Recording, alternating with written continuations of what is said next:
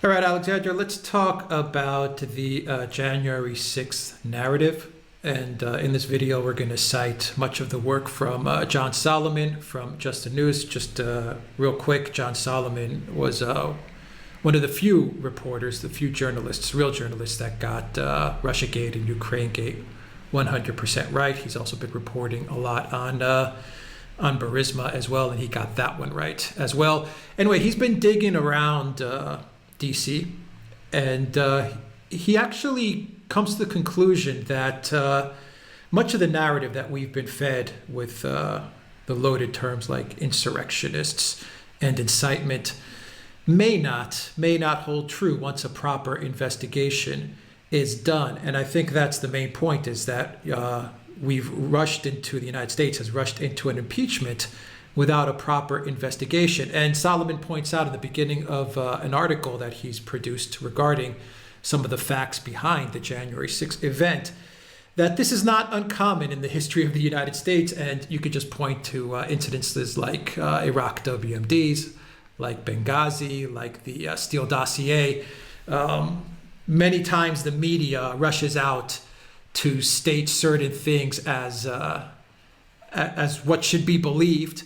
But once an investigation is done over time, the facts prove that it was nothing like what the media wanted the public to believe. Benghazi is a great example, or Iraq WMDs, where the U.S. rushed to war, but Iraq didn't have WMDs, even though they assured us that Iraq did have WMDs. Benghazi, they said it was a protest, and now we know it was a very well-planned attack. And of course, the Russia dossier, which everyone said, this thing is real, it's real, and it turned out to be a complete hoax, fabricated by a girl living in Limassol, Cyprus. That's how much of a hoax it actually was.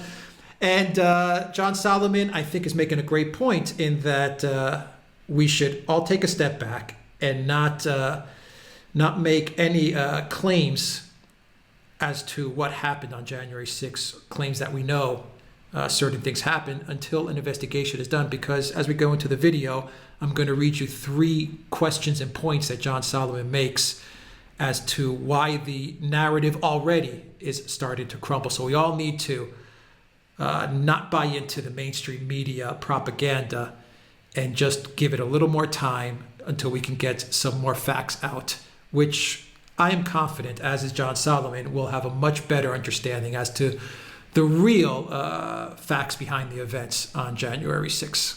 I think it's entirely right. Now, can I just first of all talk about John Solomon very briefly, because I think it's important. I said it in a previous program, but I'm going to say it again. Firstly, he is an outstanding reporter. Secondly, when he was reporting all those things last year about the connections between Hunter Biden and Burisma, and all of this, by the way, in the context of an earlier attempt to impeach Donald Trump, he was ridiculed and abused by many sections of the media and by various people in public life.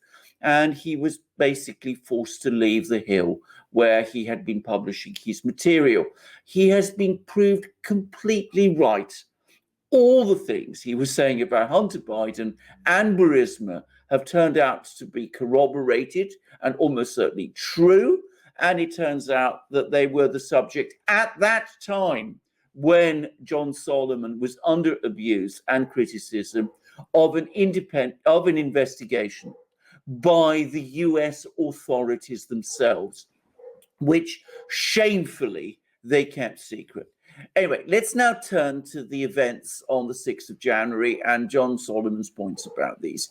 Now, can I first of all say that it is quite extraordinary that the House of Representatives, the Democrats in the House of Representatives, egged on by the media, including parts of the pro-Republican media, have been pushing forward with an impeachment, despite the fact that they have not undertaken any investigation whatsoever of what actually took place. I say that because though I have never been an investigator myself, I have often been a person who has been involved in assessing the results of investigations. And I think I can say with absolute certainty that in no single case have the results of an investigation corresponded exactly with the initial reporting of an event or of an incident. Always, when you investigate something, you discover that the popular narrative, if you like, is wrong in fundamental ways. Now, on the 6th of January and the days after, as well as the great upset and shock that I felt, there was for me an absolutely obvious question. And that is that this rally that was going to be held in Washington, D.C., had been known about for at least a week, probably longer. And it seemed extraordinary to me that no real effort was made to secure the protection of critical buildings in Washington, D.C. First and foremost, the Capitol, which would be an obvious focus of this kind of rally or protest. And I was genuinely puzzled and perplexed as to why that was so.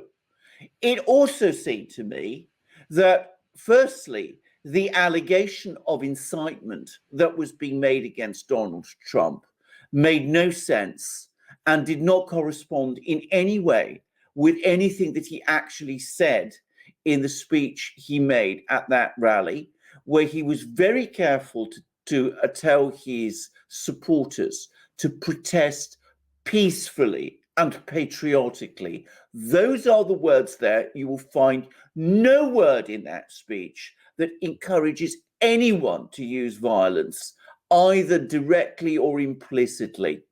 So I have always felt that allegations, claims that speech incited anyone to undertake unlawful conduct were impossible on the facts. And I have now read the consensus of legal opinion in the United States, which is that those comments are impossible to litigate as incitement anyway, as a matter of law, and that they are clearly protected by the First Amendment of the Constitution. Now, that was one thing. But the second point that struck me, and this struck me right from the start, is that how could Donald Trump conceivably have incited anybody to storm the Capitol when he could not have known and would not have known that the Capitol was not being properly protected and secured? Surely he would have expected that proper security measures would have been taken to secure the Capitol. So given that that is so, he cannot reasonably have anticipated that an event would take place like the one which took place on the 6th of January.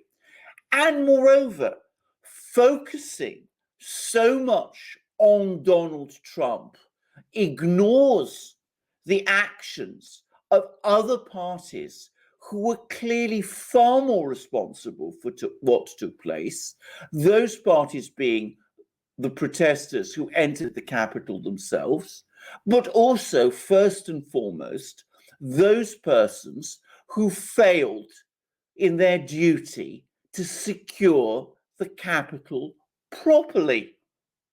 Now, John Solomon's comments and questions and discussions bear directly on this issue, because what John Solomon says is that there was clear intelligence circulating within the police and national security bureaucracy, both the local police, the police in Washington, as I understand it, but also the officials who are tasked with securing the Capitol itself, and whose job it is, incidentally, to report to the Speaker of the House and the Senate Majority Leader, respectively, to Nancy Pelosi and Mitch McConnell.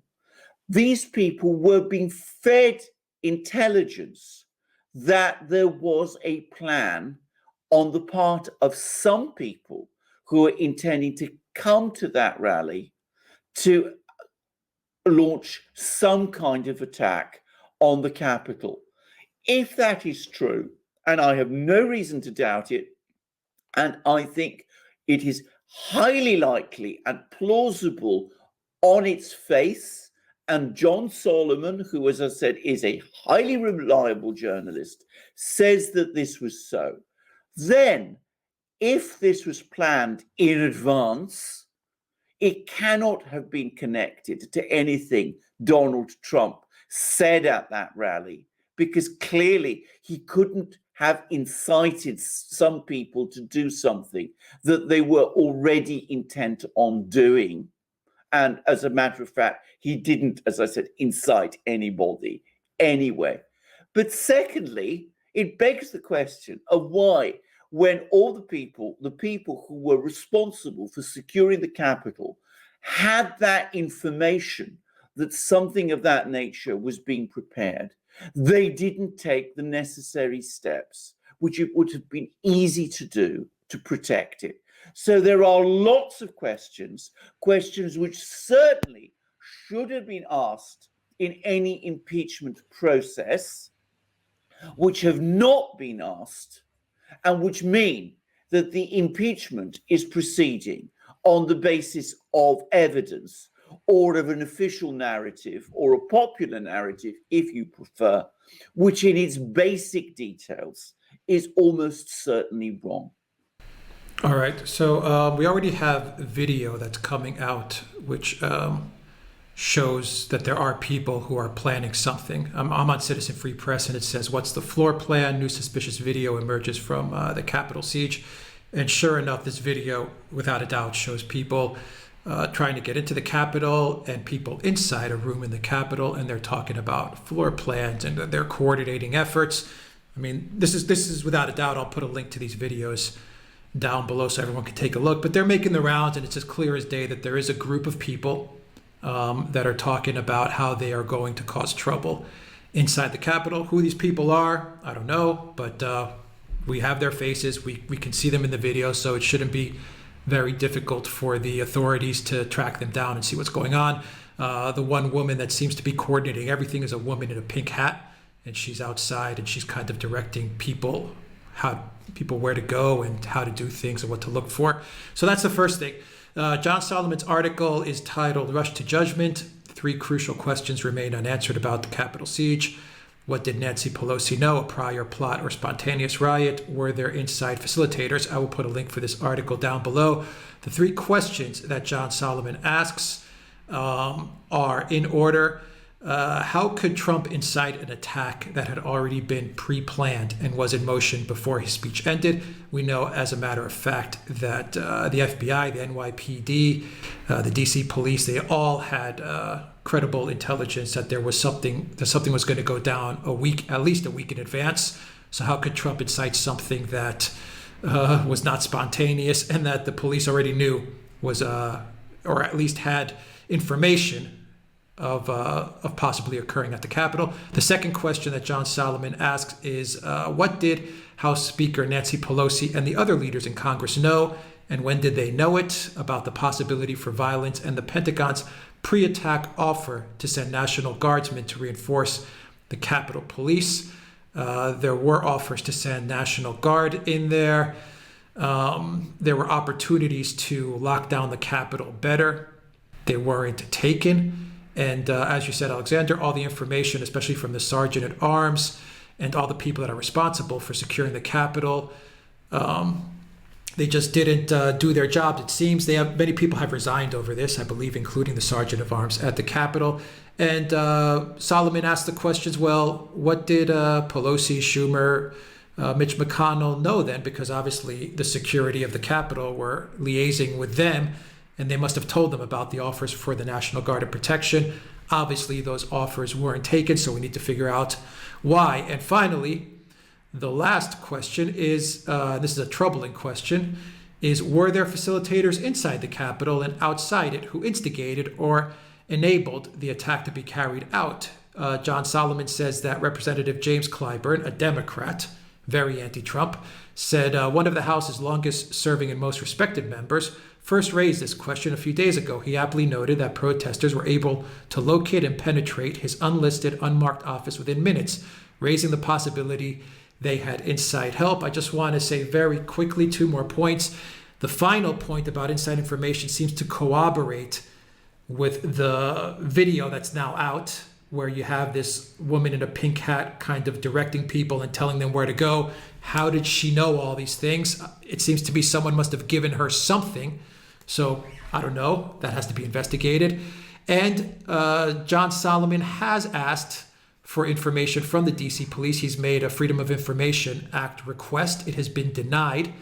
And it's been denied because the DC police, the Capitol Police Chief, said that it would be compromising the people's privacy. And John Solomon notes, and I quote, it is preposterous to claim that public officials like the Capitol Police Chief and the Sergeant at Arms are protected by privacy when the information they possess was collected while in the employ of the U.S. taxpayers and concerns events of a national tragedy that occurred on public property like we just experienced. They were government witnesses to an event of national import. Some have talked to the media, and their information should be given to the American people. So that's very curious that the Capitol Police will not release this information to John Solomon. So once again, we can get a clearer picture as to what happened on January 6th. Absolutely. I mean, there's many unanswered questions, and John Solomon has asked many good and correct ones. I mean, first of all, just to come to one specific point, clearly Donald Trump did not incite the storming of the Capitol, at least not in the speech that everybody is talking about. I've read the speech. I've read the speech carefully. It makes it perfectly clear that people should protest peacefully. It also says, by the way, a point which many people have overlooked, that certifying the results would be Congress's decision. So far from usurping Congress's power, he actually admits it. He admits Congress has the power to certify the election. So, what he asks people to do is to go peacefully and patriotically to the Congress to provide, support of the representatives that, he said were acting properly, and maybe not be so supportive of those others who were not. That's all he says. There is nothing in this speech that in any conceivable shape or form incites anyone to do anything unlawful or illegal or violent in any way, and certainly not what took place at Capitol Hill on that day. And of course, if this was all pre-planned by someone else, then that speech could not have incited it, because the people who were carrying out who did those things were acting in accordance with a pre-prepared plan. And of course, if they were getting inside information, as John Solomon correctly says, this would have been a conspiracy. It would have been a conspiracy anyway if they'd pre-planned an attack of the nature that took place. But it would have been an even wider and more concerning conspiracy if they were getting inside information from people within the Capitol building who were able to identify to them where particular offices and rooms were, and that sort of thing. So much to look at here, questions that are not being asked. But for me, an even more obvious point is the complete failure to secure the building at all. Given that Congress was meeting, given that there was a protest rally going on, it's basic law enforcement precaution to make sure that a building is properly secured. You should always do that. And if you're getting intelligence that there are people that there are people who might be planning something of that nature, intelligence that's being passed around by the FBI and, for all I know, others also, then of course you should take the necessary precautions. And of course you should inform the leaders of Congress that this might be taking place. You should also, by the way, inform the president. I'm not sure whether any of that was done, and I'm not sure if it was done, what these important people did with that information. And can I just say also, the one thing I do know for a fact is that there were offers to provide National Guard protection to the Capitol, and that they were refused. And that one person who took key decisions, repeatedly refusing offers of assistance to control the protest, was the mayor of Washington, the mayor of the District of Columbia, who is, of course, a political opponent of Donald Trump. I'm not saying anything more than that. I am just pointing out that at least one set of important decisions was made by someone who is known to have been not one of Donald Trump's supporters and friends, but one of his staunchest opponents and enemies. So all of this should be properly investigated and researched. And then, when that investigation is complete, then, but not before, you start taking legal action. Not by way of impeachment, because of course by then Donald Trump would be out of office anyway, but by using the very effective processes of the criminal law. I have said already that based on that speech Donald Trump gave, in my opinion, under the criminal law, he has no case to answer, but several other people perhaps do. Obviously, the organizers of this attack on the Capitol building, who may have engaged in a criminal conspiracy, possibly other protesters also who entered the building, who may have committed other criminal acts, and of course, those people who failed to act to protect the building itself, who may have been negligent, which is a civil law issue, but who might also, given the circumstances, have been criminally negligent as well. That's what you ought to be doing. That's what you ought to be looking into, not starting an impeachment which is based on no evidence at all, just news reports. And in fact, some news reports, as I pointed out in a program I did for my own channel, which are anonymously sourced and which relate to events that took place after Donald Trump gave his speech and after the incident had actually happened. So, it's people are getting everything the wrong way round. They're putting, as I said, the cart before the horse. And I wonder whether part of the reason is that there isn't a rush to blame everything on Donald Trump, because some people know that the blame is actually far more widely shared, and perhaps Donald Trump himself was not to blame in the way that they want us to think he was. Right, and there's one more fact that I forgot to point out, and this one also kind of destroys the incitement narrative, and that is that the official timeline of events, and this is from John Solomon's article, by the way, the official timeline of events constructed by the New York Times through videos shows protesters began breaching the perimeter of the Capitol a full 20 minutes before Trump finished his speech. And of course, that raises the question, how could someone incite any type of violence when the violence actually happened 20 minutes before the speech even ended? Well, of course, the answer is, to answer to that obvious question, is obviously he can't have done. I mean, as I said, the speech itself does not constitute incitement. I mean, this isn't just my opinion. It is, as I said, the opinion of the legal community. I've been reading articles by Andrew McCarthy, who, by the way, supports impeachment. I'm not sure on what basis, by the way. I'm finding it increasingly difficult to understand his reasoning, but that's another matter. He's clearly said, and he was a former federal prosecutor, that a case of incitement cannot be brought here.